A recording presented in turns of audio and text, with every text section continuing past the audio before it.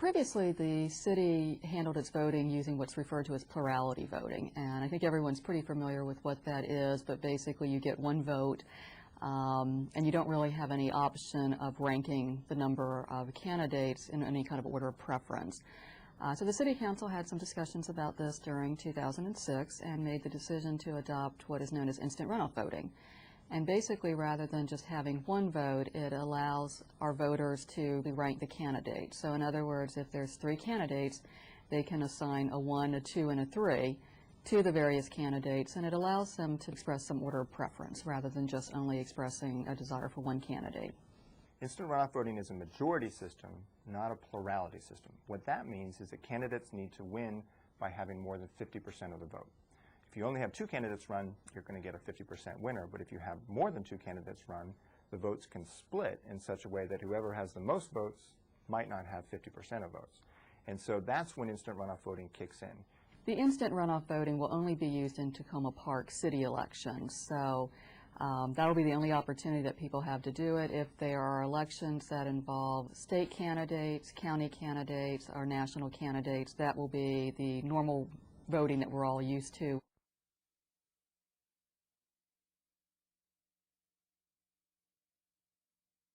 The instant runoff voting system, I think more than anything else, and I think it's why the council made the decision to change how we handle elections here in Takoma Park, was to allow people to have more of a voice in elections. And we think that will encourage voter turnout, since people feel their vote matters a little bit more.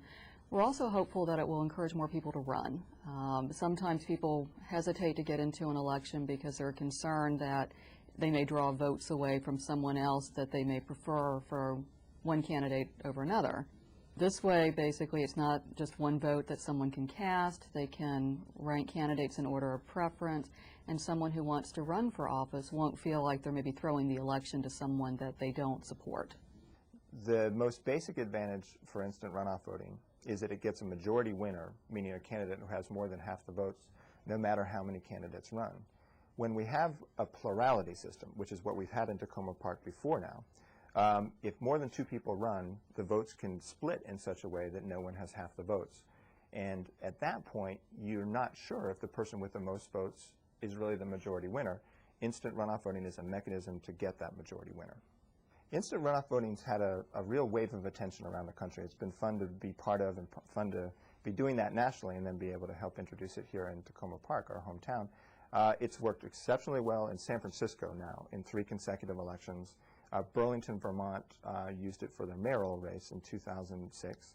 Worked very well in a very contested 5-candidate race where they needed to go to subsequent rounds. And the exit poll shows voters love it. In a 2-candidate race, something we're pretty familiar with, where just 2 people are running for mayor, say, let's say we have 150 voters, with each video representing 10 voters. In this choice between candidates A and candidate B ends up on top with more votes. With 80 votes, candidate A has only 70. In a 2-candidate race, then, candidate B wins with 80 votes. However, suppose that a 3rd candidate has gotten into the race. And I actually think having more choices is good. It gives us a better chance to debate the future of the city. If we looked at the results, though, they could change by the presence of that 3rd candidate. Let's suppose that candidate C is getting all their support from voters who otherwise would have supported candidate B. So then when you add up all the votes, just first choices the way we used to in the old Takoma Park system, candidate A, with their same 70 votes, is now the first choice winner and wins, even though we know a majority of voters support these 2 candidates.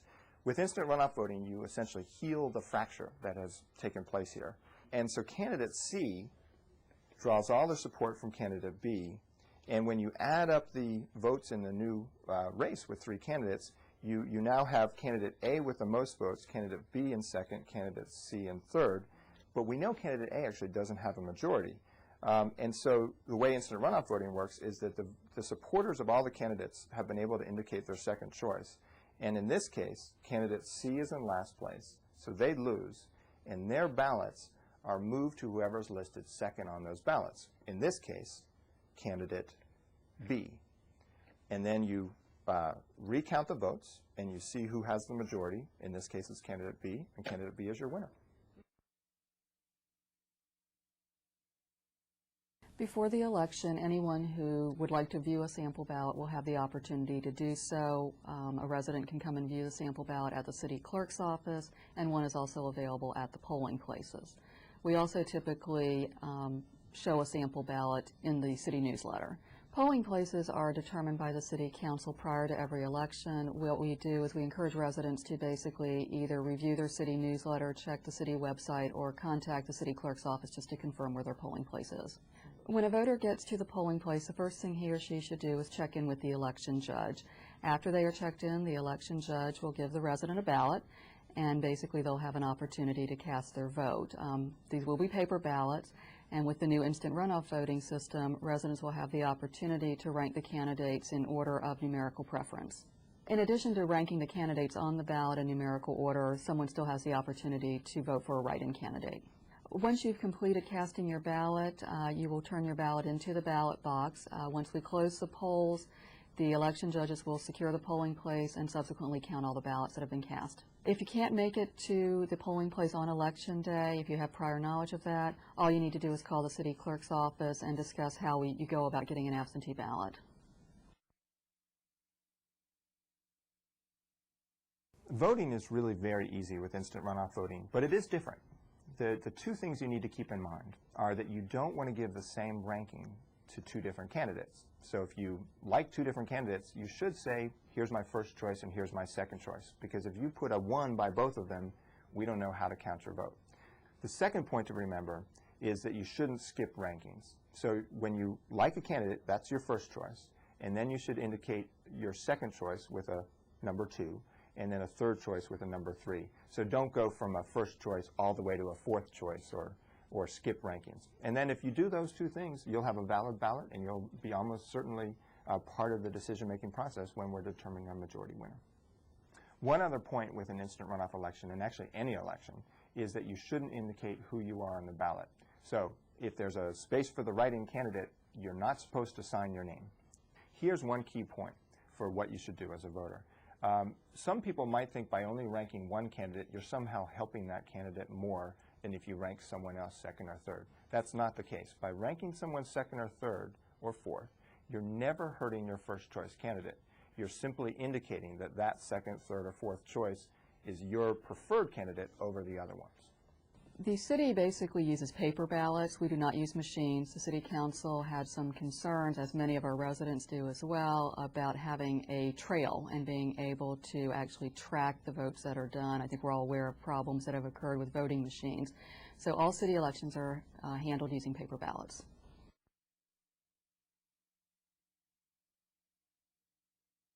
Everyone at the city is really excited about the new instant runoff voting system. We really do feel the system will make sure that everyone's vote counts to the maximum extent. It's very important that everyone get out there, make their voice heard on election day, and vote for the person that you want to represent you in your city government.